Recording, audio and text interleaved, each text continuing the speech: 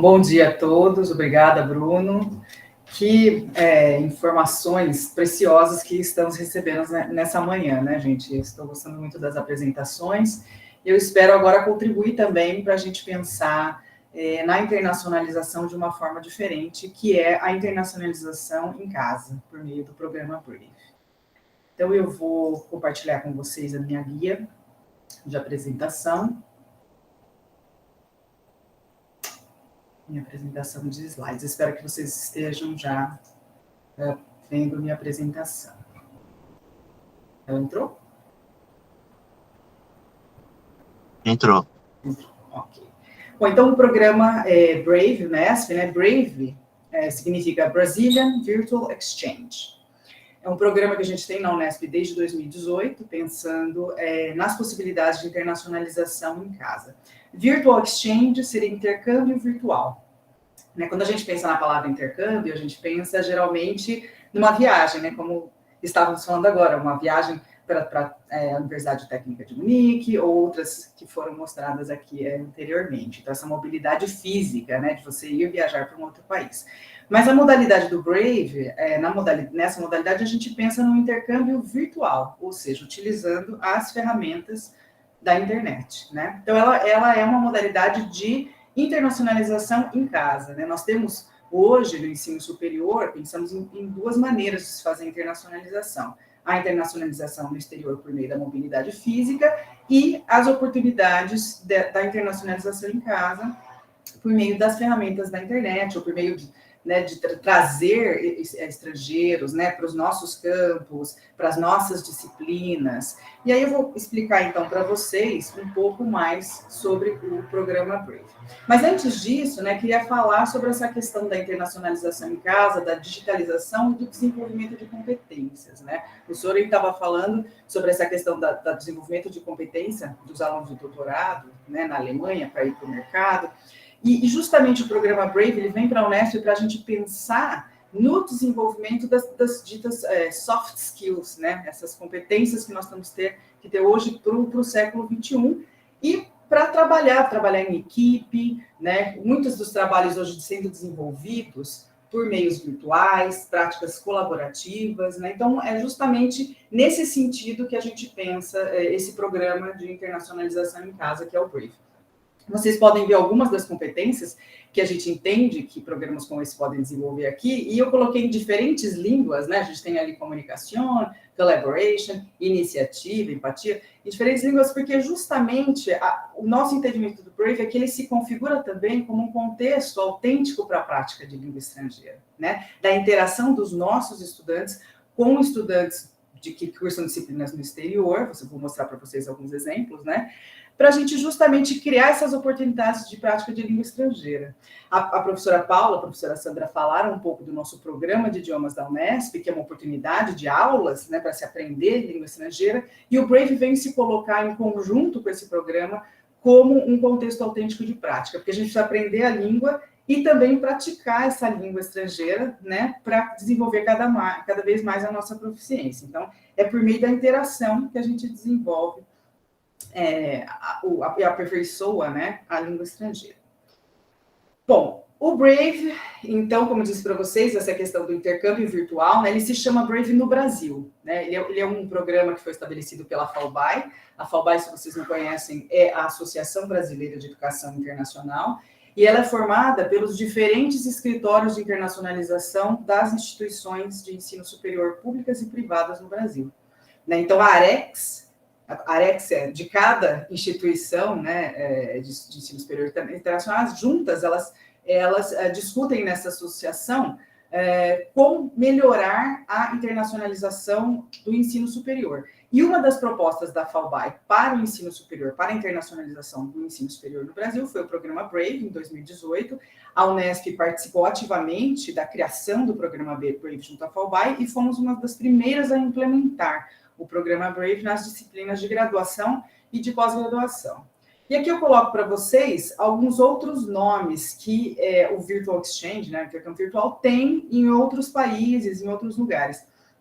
O mais conhecido deles é o nome COIL. Muita gente, né, me pergunta, mas o Brave é o mesmo que COIL, né? O COIL, Collaborative Online International Learning, foi um nome dado pela SUNY, né, que é a State University of New York, que também começou a trabalhar isso, né, por volta de 2011, 2012 nos Estados Unidos. Serão essas práticas colaborativas na internet, né, juntando disciplinas, professores, disciplinas de diferentes países. Então, vou mostrar para vocês como é que funciona, qual que é o conceito, né, por trás do Brave.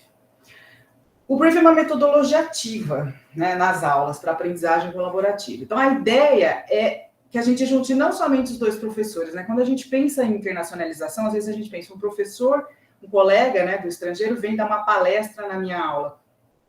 A gente vai além disso, não é o professor vir para a minha aula, mas é o professor com os alunos dele, né? Então, para que a gente tenha interação entre os alunos, como vocês podem ver aqui nessa figura, que demonstra muito bem qual que é a concepção, né, do Brave. Porque a ideia é que os alunos trabalhem em atividades colaborativas. É aí que a gente vê aquele desenvolvimento das competências que eu mostrei para vocês no início, né? As competências de comunicação, de colaboração, de empatia, que estão ligadas ao desenvolvimento da interculturalidade, de competências interculturais, né? Então, é justamente isso que a gente tenta colocar nesse planejamento com metodologias ativas.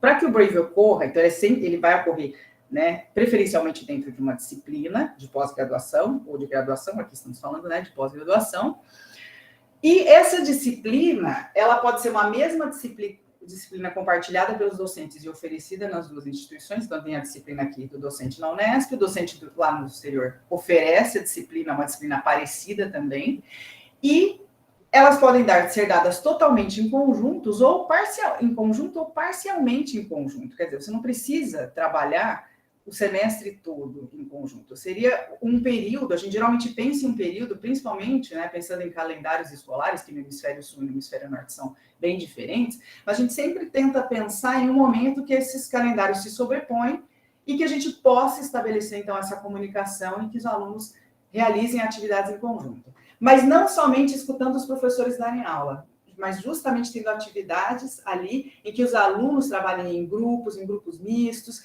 que eles possam se relacionar, que eles possam começar a construir esse networking. Isso pode ser muito interessante também como uma preparação para a mobilidade física, porque daí você já conhece, né, alunos, estudantes dessa outra universidade. Quando você chegar lá, você já teve essa oportunidade de conversar com eles, de desenvolver, né, a sua proficiência em língua estrangeira. Então, o Brave tenta contribuir nesse sentido. Já foram realizadas várias disciplinas, né, no Brave na Unesp. Esse é o nosso site, nós temos um website que está ligado ao site da Arex, né, mas ele é específico para o Brave. Então, se vocês quiserem dar uma olhadinha, unesp.br/brave, né, vocês vão poder ver vários. Nós temos lá a nossa videoteca com vídeos sobre o Brave, temos relatos de disciplinas já realizadas nos diferentes campi da Unesp, né, e outros materiais que vocês podem checar lá. E aqui eu vou contar um pouquinho para vocês agora de algumas disciplinas, tá? Vou dar 3 exemplos de disciplinas que foram realizadas em programas de pós-graduação, para que vocês entendam um pouquinho mais concretamente como é que isso funciona. Uma disciplina da Unesp de Rio Preto, do Programa de Estudos Linguísticos, né? Então, as disciplinas, elas não eram iguais. Cada professora tinha essa sua disciplina. A professora Luciane Tenani aqui, né? E a professora Ming Feng, lá na FIU, na Ford International University. Tinham disciplinas diferentes, mas que tinham assuntos afins.